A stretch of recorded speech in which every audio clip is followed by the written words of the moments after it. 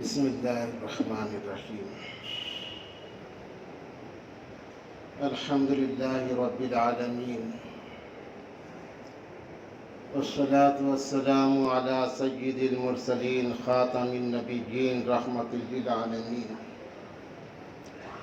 وعلی آلہ واصحابہ اجمعین اما بعد قال اللہ تبارک وتعالی يا أيها الذين آمنوا قوا أنفسكم وأهليكم نارا وقودها الناس والحجارة صدق الله العلي العظيم وقال رسوله الكريم عليه الصلاة والتسليم الإيمان بضع وسبعون شعبة أفضلها قول لا إله إلا الله وأدناها إماطة الأذى عن الطريق والحياء شعبة من الإيمان أو كما قال عليه الصلاة والسلام جزا الله تعالى أن محمدا صلى الله عليه وسلم بما هو أهله. محترم بزرگوں اور عزیز دوستوں،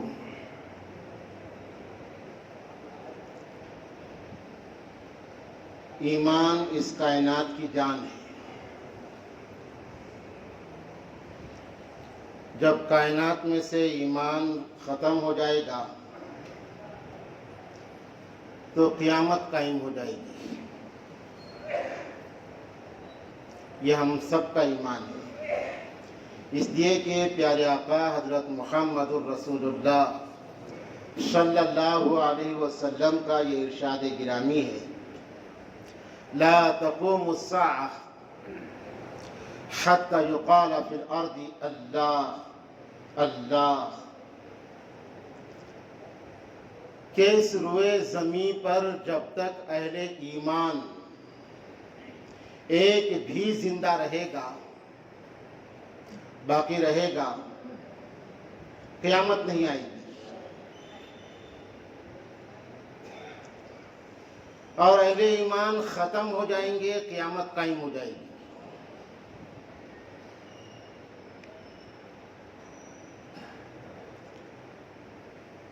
اللہ کے نبی صلی اللہ علیہ وسلم نے اس حدیث سے یہ سمجھایا کہ اللہ تبارک و تعالی ساری کائنات کے نظام کو جو لے کر چل رہے ہیں، یا اللہ تبارک و تعالی نے کائنات کا جو نظام قائم کیا ہے، تو یہ ایمان والے کی برکت سے اور ایمان والے کے لیے۔ ان الدنیا خلقت لکم، اللہ کہتے ہیں کہ ساری دنیا کو ہم نے تمہارے لیے بنایا ہے، پورے نظام کو، آسمان، زمین، چاند، سورج، ستارے، سیارے، درخت، پتھر اور ہوائیں، پانی۔ وَأَنَّكُمْ خُلِقْتُمْ لِلْآخِرَةِ، لیکن تم نے دنیا کو مقصد نہیں بنانا۔ اِنَّ الدُّنْيَا خُلِقَتْ لَكُمْ، ہم نے دنیا کو تمہارے ہی لیے بنایا ہے، لیکن تم نے دنیا کو مقصد نہیں بنانا۔ أَنَّكُمْ خُلِقْتُمْ لِلْآخِرَةِ، تم نے دنیا میں ہر کام آخرت کے لیے کرنا۔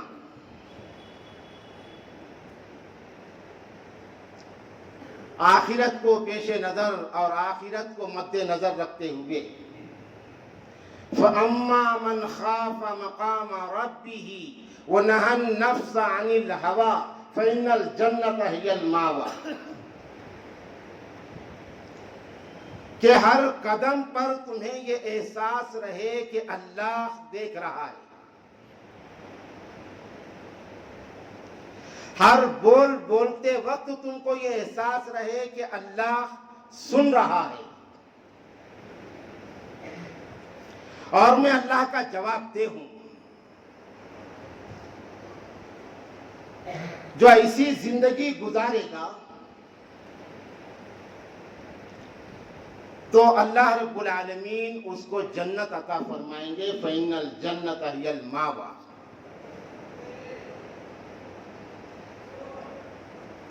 چونکہ ایمان یہ چند کلموں کا نام نہیں ہے. جب ایمان ایک بڑی طاقت ہے. ہمارا ایمان ہے لیکن یہ تاریخ ہے کہ ایمان کا مقابلہ مادیت نہیں کر سکتی کبھی بھی. یعنی مادی طاقت، ساری مادی طاقتیں ایمان کے سامنے ہیچ ہیں. ایمان اتنی بڑی طاقت ہے، ایمان اتنی بڑی چیز ہے.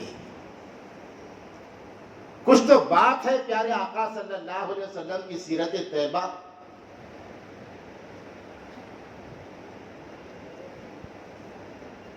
کہ ایک یتیم، دنیا کا در یتیم،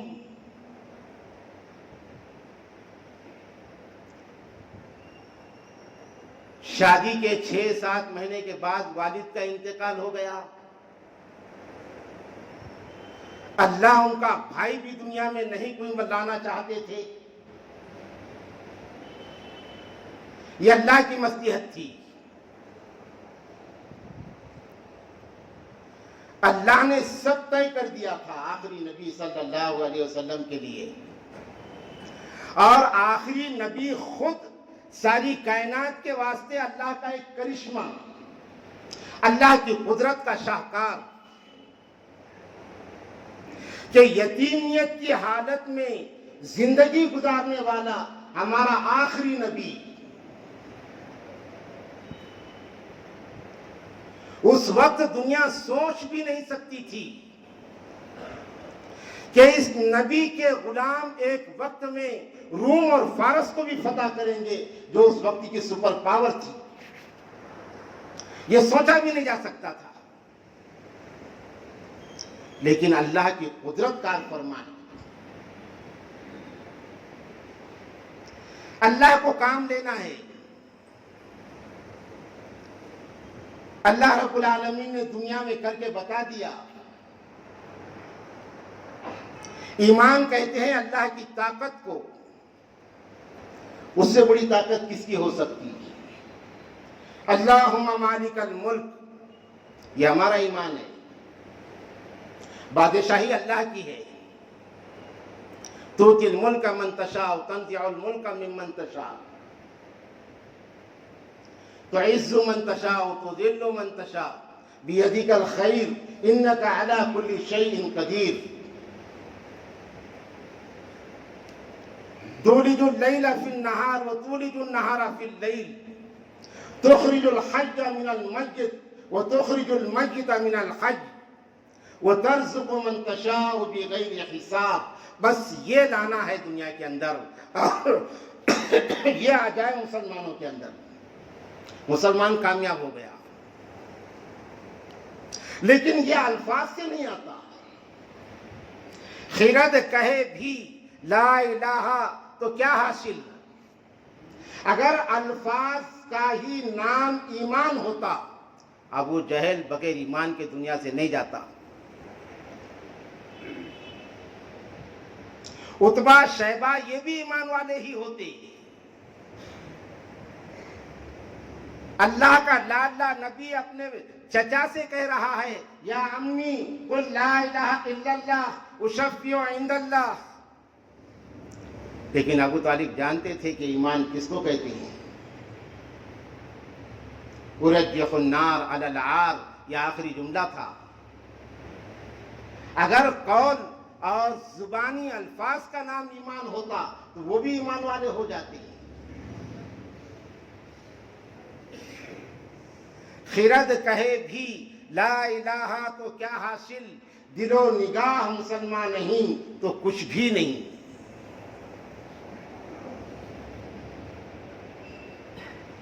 محدثین نے ایمان کی تعریف میں 3 باتیں بیان کی.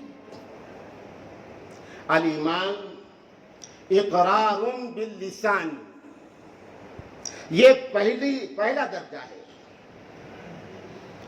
زبان سے اقرار کرنا. اگر کوئی گونگا ہے تو کیا وہ کافر ہی مرے گا؟ زبان سے کہہ نہیں سکتا لا الہ الا اللہ۔ اگر زبان سے لا الہ الا اللہ کہنے کا نام ہی ایمان ہے تو گونگا کیا کافر مرے گا؟ معلوم ہوا کہ اقرار لسانی اہم نہیں ہے۔ اگر تصدیق قلبی نہ ہو، دل اگر شریک نہیں ہے زبان کے ساتھ، اس اقرار کا نام منافقت ہے۔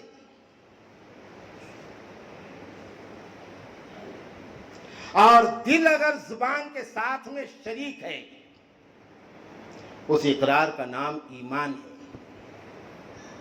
الایمان اقرار باللسان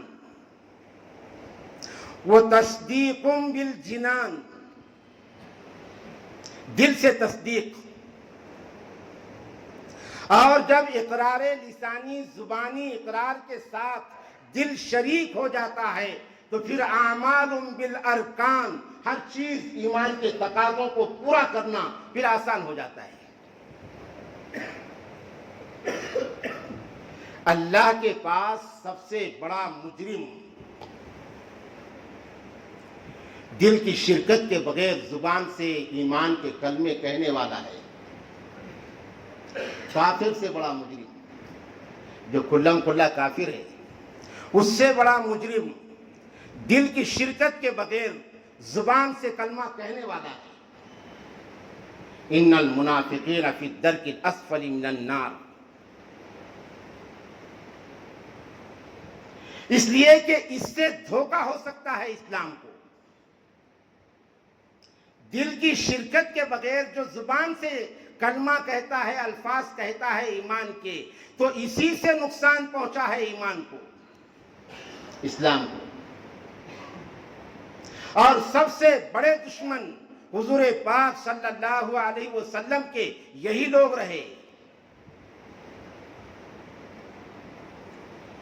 اتنا بڑا واقعہ اسلام کی تاریخ میں،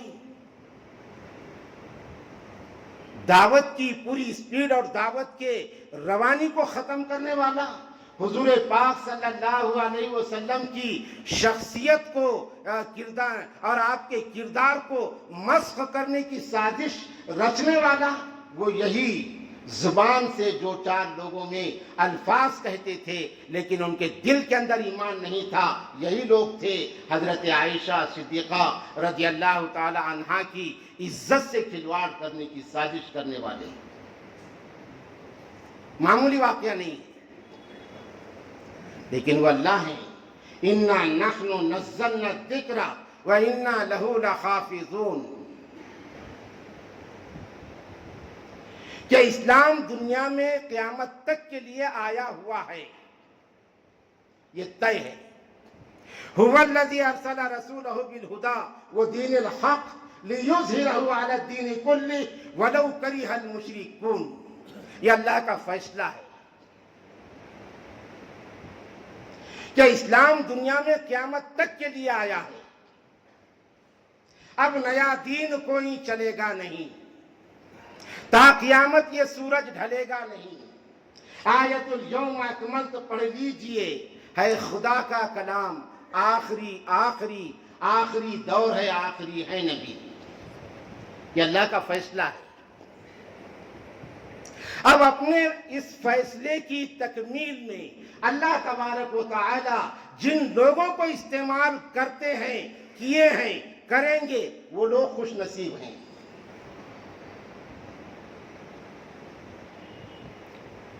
ایمان اسلام یہ ختم نہیں ہوگا، قومیں ختم ہو گئی، تاریخ پارینہ ہو گئی، اسلام زندہ ہے۔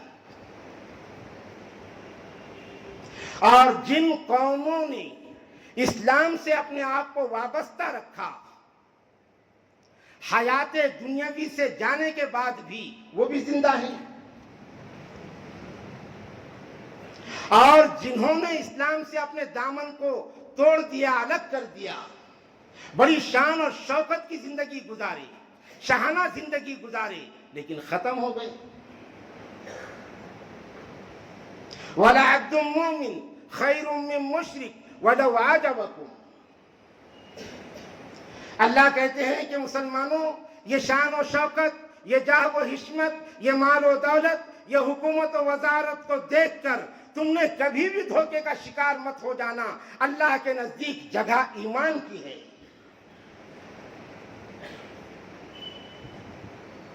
کہ وہ بلال حبشی ایک معمولی سا غلام، ایک خاتون کا غلام، اور اللہ کے نبی صلی اللہ علیہ وسلم معراج کے بعد بلال سے کہہ رہے ہیں کہ بلال، ہم نے تمہارے چلنے کی آہٹ کو جنت میں سنا ہے۔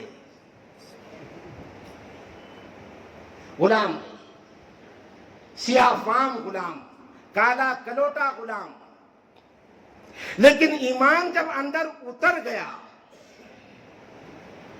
اور اس ایمان کو ختم کرنے کی کوشش اس کے آقا نے جب کی کہ بلال کو انگار نما ریت پر لیٹا کر دباتی تھی اور تکلیف دیتی تھی اور کہتی تھی کہ بلال، یہ احد اللہ ایک ہے، یہ کہنا چھوڑ دو، ہم تم کو آزاد کر دیں گے، لیکن بلال کہتے تھے احد احد نہیں، ہر حال میں کہوں گا کہ اللہ ایک ہے، اپنی ذات اور صفات میں تنہا ہے۔ ظلم پہ ظلم سہ کے یہ بولے بلال، ظالموں یہ غلط ہے تمہارا خیال کہ دامن مصطفیٰ ہاتھ سے چھوڑ دیں، اتنا کمزور ایمان ہمارا نہیں۔ تو ایمان یہ محض دعوے کا نام نہیں ہے، بلکہ اس کے تقاضے ہیں، اس کے تقاضے ہیں۔ پیارے آقا حضرت محمد الرسول اللہ صلی اللہ علیہ وسلم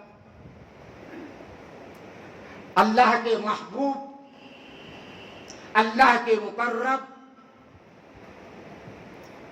بعد از خدا توئی قصہ مختصر،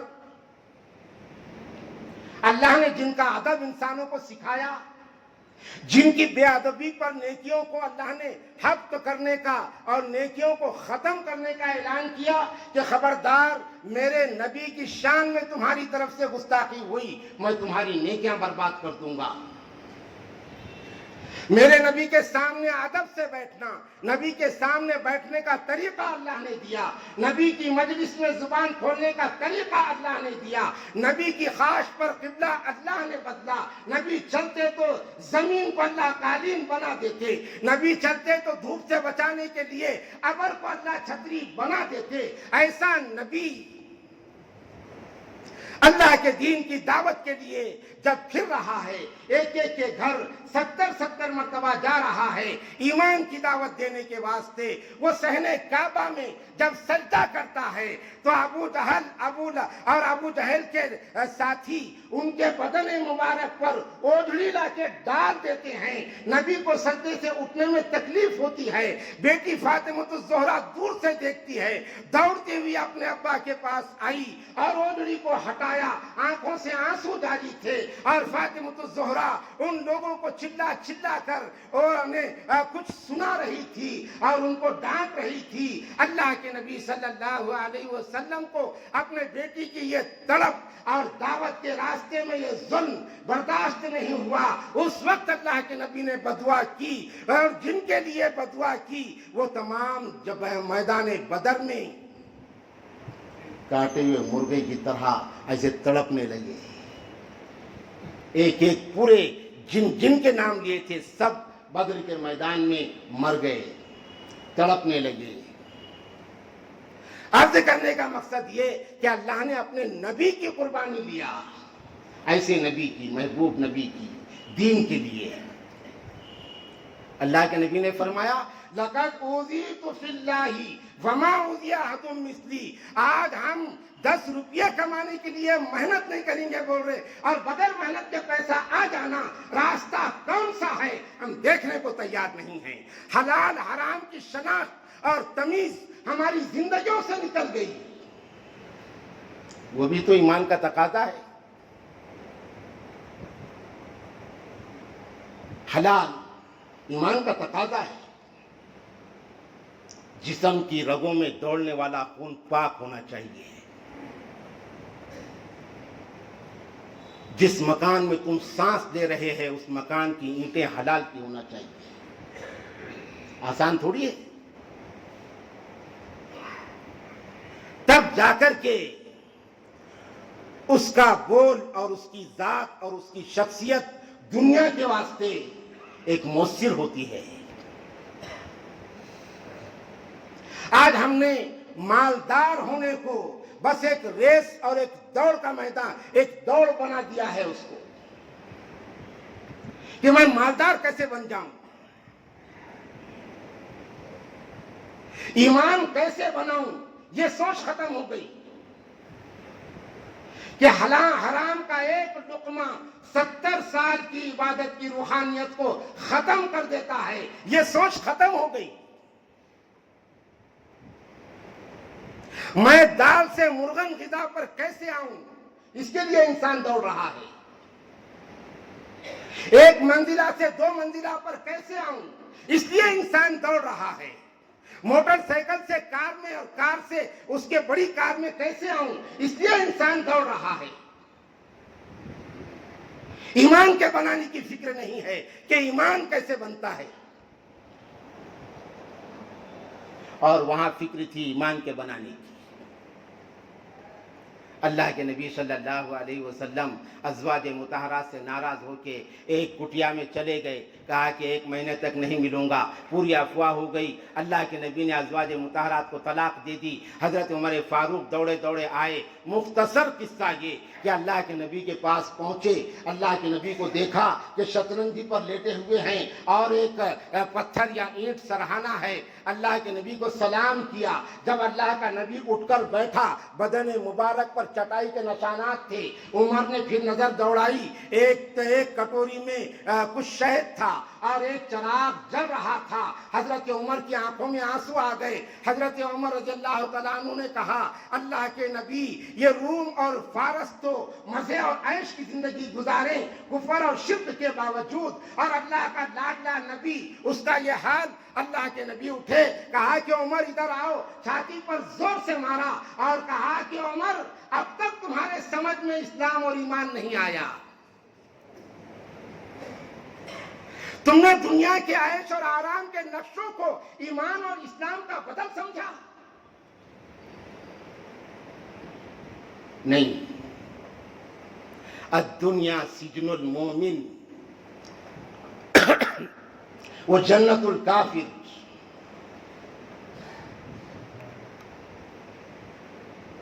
تو ایمان کے تقاضے ہیں.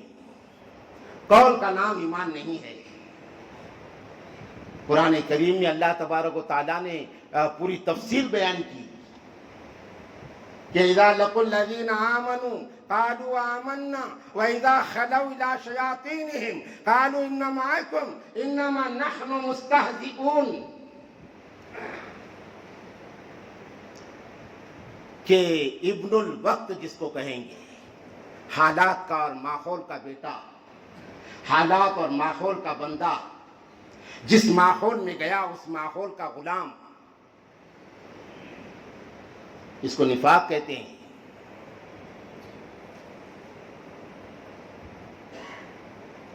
تو بزرگوں اور دوستو، اس امت کے بنانے میں پیارے آقا صلی اللہ علیہ وسلم کی بڑی قربانیاں لگی. طائف کا واقعہ ہمارے سامنے ہے. طائف کی قربانی کی برکت سے ہندوستان کو ایمان ملا. اللہ کے نبی کا طائف کا جو واقعہ ہے، اس واقعے کی برکت سے ہندوستان کو اسلام ملا. اللہ کے نبی نے دعا کی، اللہم اہدہم فإنہم لا یعلمون.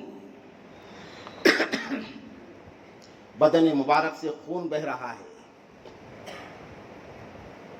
دہر تبلیغ حق کو جب کہ طائف گئے، مل کے کفار پتھر لگے مارنے. خون سے کفش مبارک میں تلوے جمی، بولے طائف صدا تو سلامت رہے، شاید اولاد تیری مسلمان بنے، ایسی شان ہدایت پہ لاکھوں سلام. تو اس وقت اللہ کے نبی نے دعا فرمائی، اللہم اہدہم فإنہم لا یعلمون. اے اللہ، ان کو تو ہدایت دے دے، یہ نہیں جانتے کہ میں کون ہوں. اگر یہ جانتے تو ایسا نہیں کرتے. طائف ایک ایسی بستی ہے آج، کہتے ہیں کہ طائف کے ہر گھر میں عالم ہے آج، جن کا دائی ہے ہر گھر میں. اور طائف کے ہی لوگ سب سے پہلے ہندوستان آئے. محمد بن قاسم کون تھا؟ 17 سال کا نوجوان. 17 سال کا نوجوان جو سندھ کے راستے سے ہندوستان میں داخل ہوا تھا. فاتح سندھ یہ کون تھا؟ یہ طائف کا رہنے والا تھا.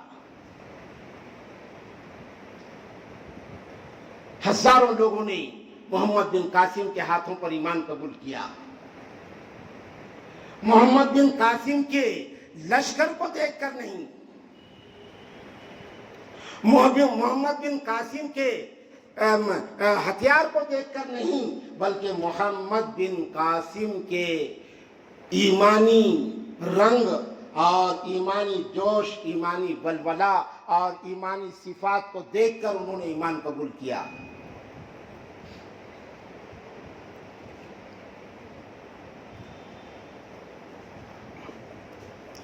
کہ حضرت محمد بن قاسم کے ذریعے سے ہندوستان کو عدل اور انصاف کا جو چہرہ نظر آیا، اس سے ہندوستان نے سمجھا کہ یہ اسلام ہے، یہ اسلام ہے. تو بزرگوں اور دوستوں، بڑی ذمہ داریاں ہیں ہمارے اوپر باحیثیت امت محمدیہ ہونے کے، کہ اللہ نے ہم کو ایمان کی دولت سے نوازا ہے. آخری نبی ان کی امت میں اللہ نے پیدا کیا ہے. سب سے بڑا مقام اس امت کا ہوگا قیامت کے دن بھی.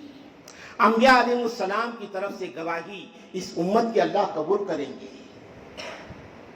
حضرت نوح علیہ السلام کہیں گے کہ اللہ، میں نے اپنے فرائض نبوت کو ادا کیا ہے، میں نے تیرے احکام قوم تک پہنچایا ہے. اللہ گواہ طلب کریں گے تو نوح علیہ السلام اس امت کو پیش کریں گے. یہ مقام ہے. حضرت موسیٰ علیہ السلام نے اللہ سے دعا کی امت محمدیہ میں پیدا ہونے کی. اللہ کے نبی نے فرمایا کہ میں نبی ہوتا اور میں ہوتا اور میرے دور میں موسیٰ پیدا ہوتے تو موسیٰ کی نبوت اللہ منسوخ کر دیتے، موسیٰ کو میرا امتی بننا پڑتا. اتنا بڑا مقام، اس امت کو اتنا بڑا مقام دیا اور صاف کہہ دیا کنتم خیر امت. اور وجہ میں ہماری تہجد کو نہیں گنوایا، وہ تو ہماری اپنی ذاتی عبادت ہے. وجہ میں ہمارے ظاہری چہرے بشرے کو نہیں گنوایا، وہ تو ہمارا ذاتی تہذیب ہے اسلام کی، وہ تو ہم کو اختیار کرنا پڑے گا. وجہ میں ہماری نفلی عبادات کو اللہ نے بیان نہیں کیا، بلکہ اللہ رب العالمین نے کہا یہ سب تو تم کو کرنا ہی ہے، یہ سب تم کو کرنا ہی ہے. آخری امت ہونے کے لحاظ سے، اس لیے کہ آخری نبی رات رات بھر امت کے لیے تڑپتا تھا، تم کو بھی تڑپنا پڑے گا. آخری نبی میدان جنگ میں جماعت سے نماز کو نہیں چھوڑتا تھا، تم کو بھی نماز کا ایسا اہتمام کرنا پڑے گا.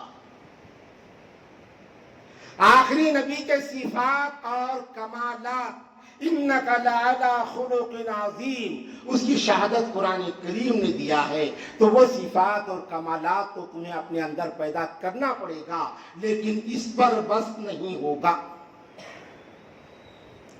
کہ تم تہجد گزار بن کر اپنی جگہ بیٹھ گئے. اس پر بس نہیں ہوگا. تم تکبیر اولیٰ کی پابندی کے ساتھ اپنے کاروبار میں مگن ہو گئے، اتنا کافی نہیں ہوگا. اس لیے کہ تمہارا جو مقصد ہے اس کے اوپر ہے کہ سبق پڑھ پھر صداقت کا، عدالت کا، شجاعت کا لیا جائے گا تجھ سے کام دنیا کی امامت کا. تمہارا مقام اونچا ہے. کنتم خیر امت، تم بہترین امت ہو. اب قیامت تک نبی آنے والے نہیں ہیں. انبیاء علیہ السلام آتے تھے، پیدا ہونے والے خرافات کو ختم کرتے تھے. ایک نبی دنیا سے گیا، دوسرا نبی آنے تک کچھ خرافات پیدا ہوتے تھے، نبی آ کر ان کو ختم کیا کرتے تھے اپنی دعوت کے ذریعے سے. لیکن محمد الرسول اللہ آخری نبی، اور آپ نے ذمہ داری دے دی فَلْيُبَلِّغِ الشَّاهِدُ الْغَائِبُ. اب یہ ایمان کی دعوت کو قیامت تک چلانا اس امت کی ذمہ داری ہوگی. کہاں ہیں ہم؟ آج تک ہم نے اپنی نماز کو صحیح نہیں کیا. ہم میں سے اکثر لوگ قرآن کریم دیکھ کر پڑھنا نہیں جانتے، اس کے لیے ہم نے ٹائم نہیں نکالا.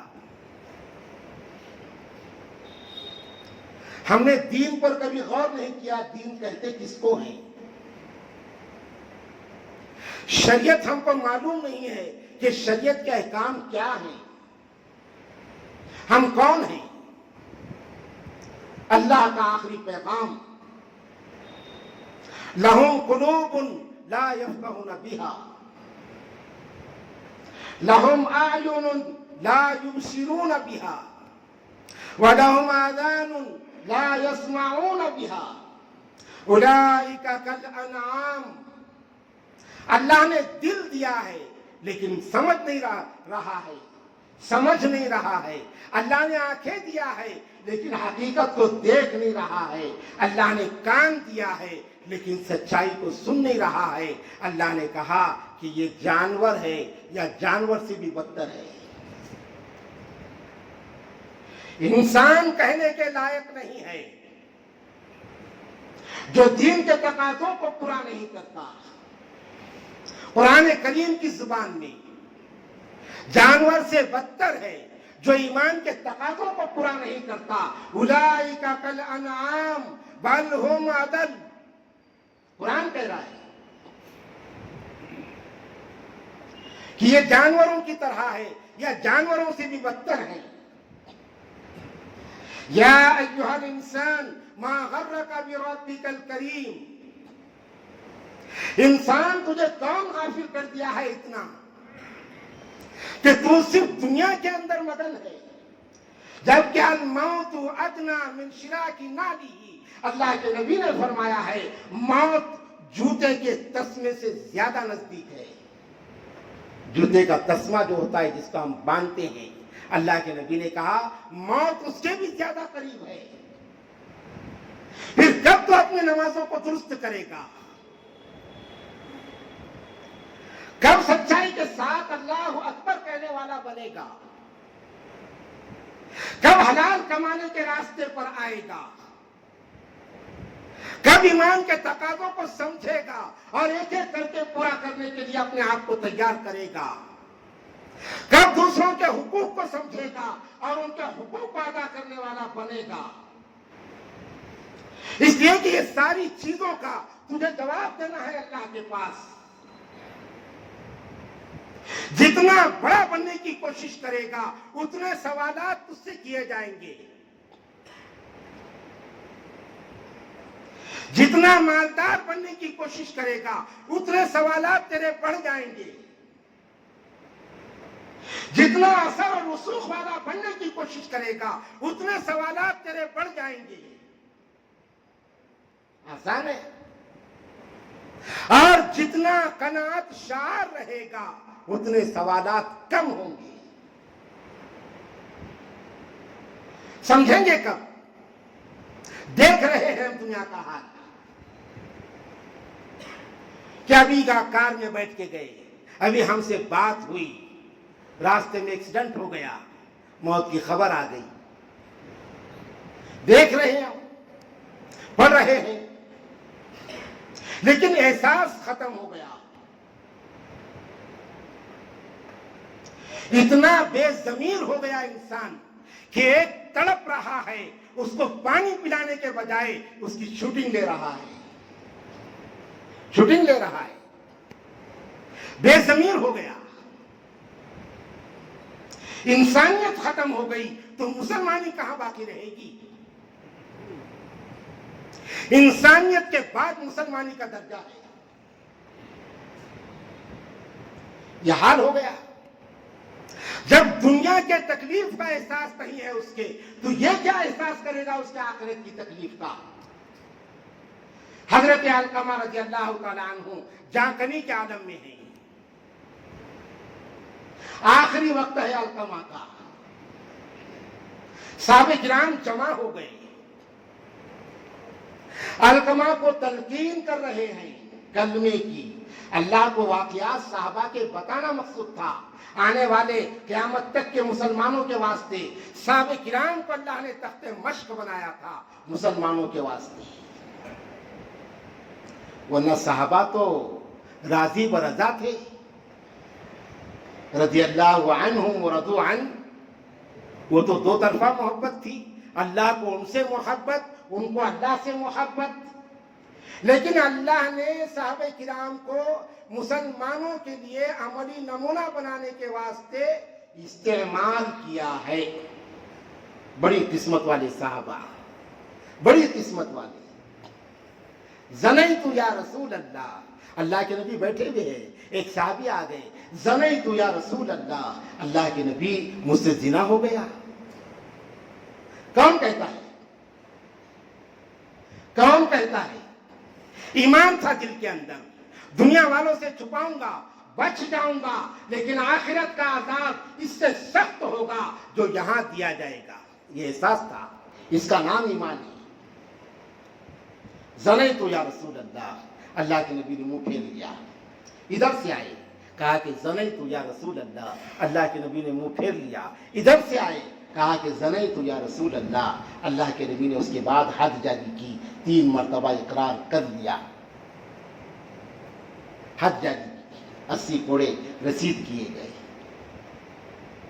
وہ صحابہ تھی. اللہ کو ان کے ذریعے سے قرآن کریم کے احکام کو محکم کرنا تھا کہ الزانی والزانیۃ فاجلدوا کل واحد منہما 100 جلدہ. غیر شادی شدہ اگر زنا کرے گا تو ان کو 80 کوڑے مارو. یہ اسلامی تعزیر ہے، اسلامی سزا ہے. ملکی آئین کے پیش نظر یہ سزا تم کو نہیں دی جائے گی، لیکن تم اگر اپنے آپ کو زنا کا مرتکب کر کے دنیا کے سامنے عزت والے بن کر رہنے کی کوشش کرو گے تو یاد رکھنا دنیا گزرنے والی ہے، لیکن اس عدالت میں تو حساب دینا پڑے گا. اس احساس کا نام ایمان ہے. صحابہ میں درد تھا. حضرت علقمہ جانکنی کے عالم میں ہیں. صحابہ کرام جمع ہو گئے، علقمہ کو تلقین کر رہے ہیں. علقمہ کی زبان پر کلمہ نہیں آ رہا ہے. صحابہ دوڑتے ہوئے اللہ کے نبی کے پاس آئے، بے چین. محمد الرسول اللہ والذین معه اشداء علی الکفار رحماء بینہم تراہم رکعا سجدا یبتغون فضلا من اللہ ورضوانا سیماہم فی وجوہہم من اثر السجود. اتباع صحابہ کا کرنے کا حکم ہے. صحابہ کے بعد دنیا کے اندر اتباع کے لیے کوئی ذات نہیں، نہ کوئی ولی، نہ کوئی غوث، نہ کوئی ابدال، نہ کوئی قطب. ان کا مقام بڑا ہے. غوث، ابدال، قطب کا مقام بڑا ہے. اللہ کے ولی کا مقام بڑا ہے، لیکن اس کو دیکھ کے چلنے کا حکم نہیں ہے. صحابی کو دیکھ کے چلنے کا حکم ہے. علیکم بسنتی وسنت الخلفاء الراشدین المہدیین اصحابی کالنجوم فبأی اقتدیتم اہتدیتم. شیخ کو دیکھ کے چلنے کا حکم ہوتا، شیخ تو گمراہ کروانا.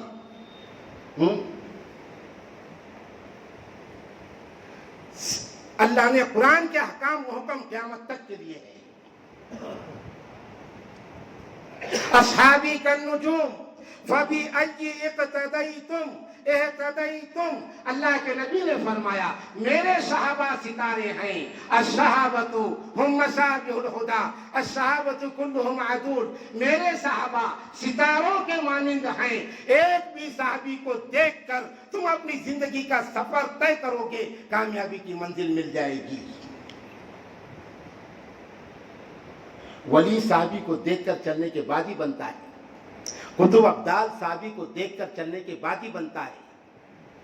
لیکن میں نے جو کہا ولی قطب ابدال کی اتباع کرنے کا ہم کو حکم نہیں ہے، اس کا مطلب یہ نہیں ہے کہ ان کی زندگی غلط ہے، اس پر بات کرنے کا یہ موقع نہیں ہے، انشاءاللہ کسی موقع پر ہم بولیں گے، لیکن ہم کو حکم ہے صرف صحابہ کی اتباع کرنے کا، صحابہ کے پیچھے چلنے کا۔ تو صحابہ کرام جمع ہو گئے، اللہ کے نبی کے پاس گئے، اللہ کے نبی سے کہا کہ اللہ کے رسول، علقمہ آخری لمحات گن رہے ہیں اور زبان پہ کلمہ نہیں آ رہا ہے، فکر مند ہو گئے، فکر مند ہو گئے۔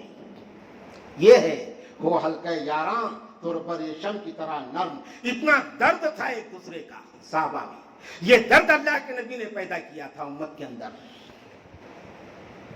تو ایک فرد اس امت کا دوسرے فرد کے ایمان کی فکر کرے، یہ درد اللہ کے نبی نے امت کو دیا تھا کہ ایک انسان دوسرے انسان کے ایمان کی فکر کرے، اس کے آخرت کی فکر کرے۔ آج تو بھائی بھائی کا دشمن بن گیا دنیا کے واسطے، باپ بیٹے کا دشمن ہو گیا دنیا کے واسطے۔ یہ تو قیامت کا منظر ہے، یوم یفر المرء من اخیہ وامہ وابیہ وصاحبتہ وبنیہ،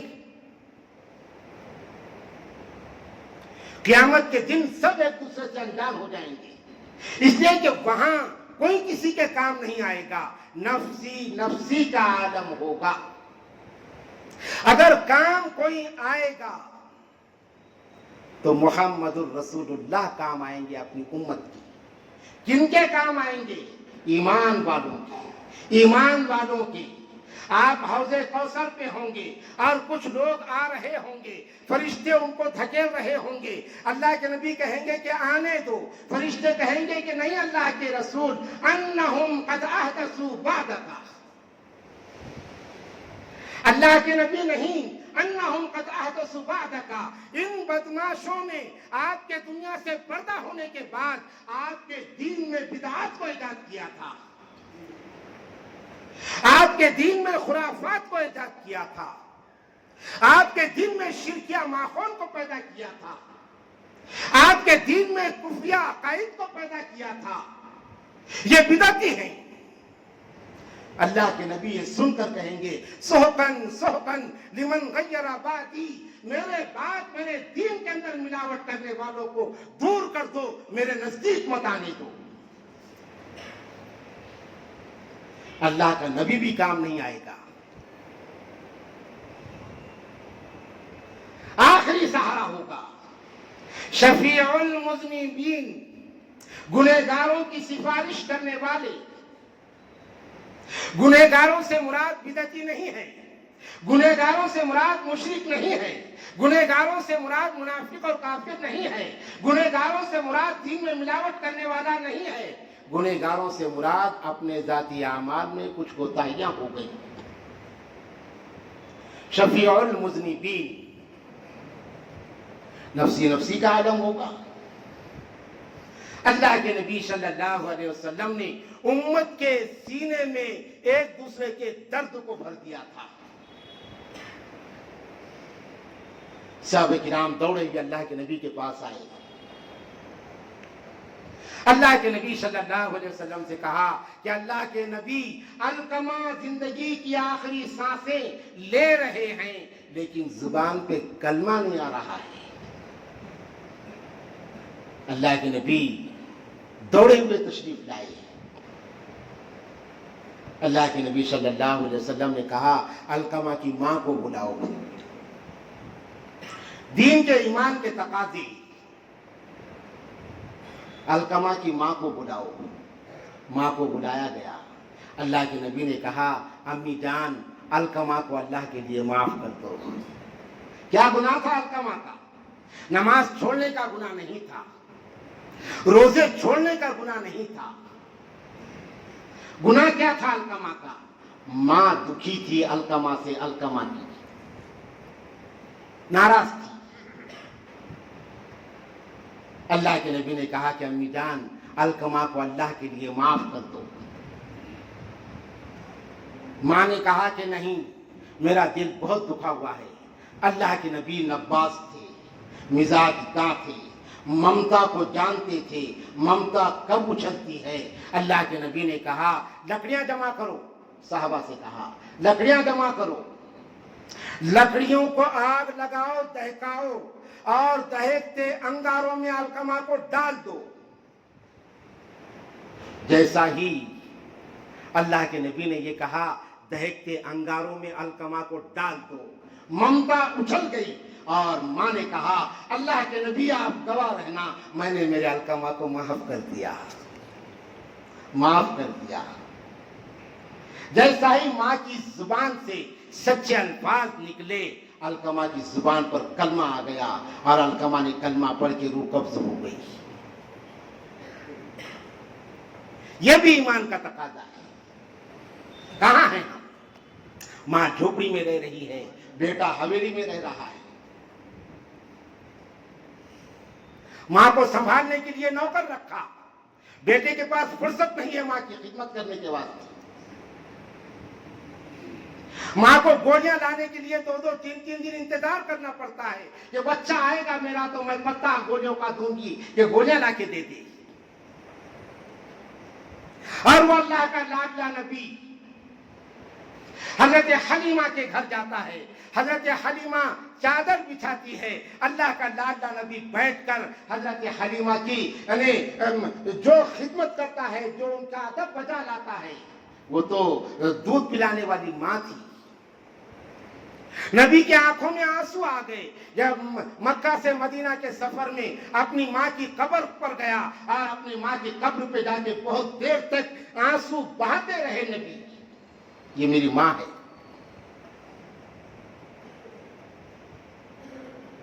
तो ये ईमान के तकाजे है बुजुर्गों और दोस्तों,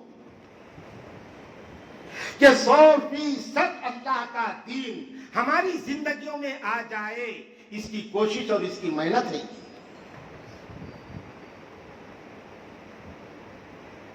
एक दूसरे के दर्द, एक दूसरे के दुख को समझने की मेहनत है। एक दूसरे के ईमान और अकीदे के फिक्र करने की मेहनत है। जब उम्मत के अंदर यह हकीकत और यह सच्चाई जिंदा हो जाएगी उमूमी तौर पर, तो इंशाअल्लाह ये उम्मत फितनों से बचेगी। आज हम बड़े आजमाइशी दौर से गुजर रहे हैं। पूरी दुनिया आतिशकदा बनी हुई है। कई जाल दुनिया वक्त के शैतान ने फैला दिया है। अगर दारुल अमन कोई चीज है, वो अल्लाह का घर है। अल्लाह के नबी ने फरमाया पूरी दुनिया आतिश कदा और दलालत कदा बन जाएगी, हत्ता के मस्जिदों के अंदर भी ईमान का खतरा लाहक रहेगा। फिर कौन सी जगह बचेगी? फिर कौन सी जगह बचेगी? मस्जिदें अल्लाह के घर है, बुयूतुल्लाह इस्लामिक सेंटर है। और ये कहा कि मस्जिद में जब तक मुसलमान रहता है,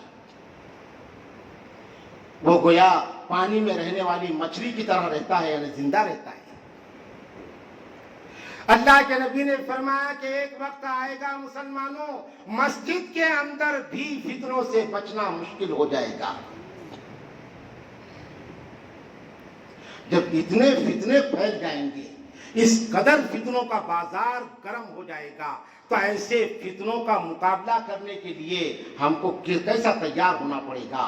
फरमाया यदुल्लाहि अलल जमाअह, दीन की निस्बत पर मुसलमान जब इकट्ठा हो जाएंगे, ان کے ساتھ اللہ کی مدد رہے گی اور شیطان ان پر حاوی ہونے میں کامیاب نہیں ہوگا. اس لیے اجتماعیت قائم کرو، انفرادیت کو ختم کرو. انفرادیت مخصوص درجے میں مخصوص لوگوں کے ساتھ میں رہے گی، وہ ان کی انفرادیت رہے گی، لیکن عمومی طور پر مسلمانوں کے لیے شیطان کے ہتھ کنڈوں اور جال سے بچنے کے واسطے اور فتنوں سے معمون رہنے کے واسطے اجتماعیت کے علاوہ چارہ نہیں ہوگا. وَاعْتَصِمُوا بِحَبْلِ اللَّهِ جَمِيعًا. مسلمانوں تم سب مل کر اللہ کی رسی کو مضبوط پکڑ لو. اس میں اجتماعیت کی دعوت ہے.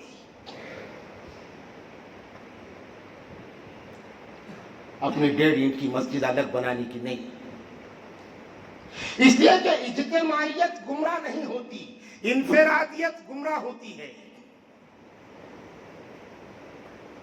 پوری کی پوری جماعت گمراہ نہیں ہوتی، اس میں کچھ جانے جانباز رہتے ہیں کہ کوئی اگر الگ کر رہا ہے اس کو روکنے والے. اس لیے اجتماعیت کے ساتھ رہو. اللہ کے نبی صلی اللہ علیہ وسلم نے فرمایا من شذ شذ، جو اجتماعیت سے کٹ گیا وہ جہنم میں گر گیا.